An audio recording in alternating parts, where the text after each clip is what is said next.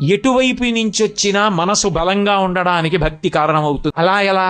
బట్టలు నేసి ఒక ఆయన ఉండేవాడు మగ్గం మీద.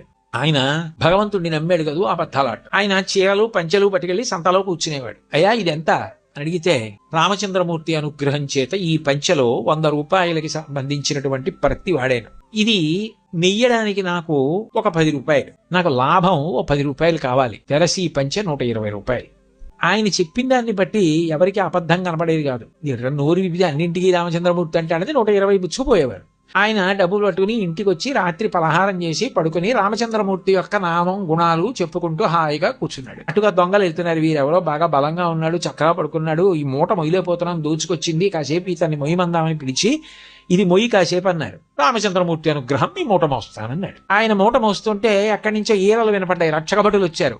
దొంగలు పారిపోయి ఈయన దొరికిపోయాడు. ఈయన పట్టుకెళ్లి కారాగారంలో పారేసి మర్నాడు న్యాయమూర్తి పిలిచాడు. ఏం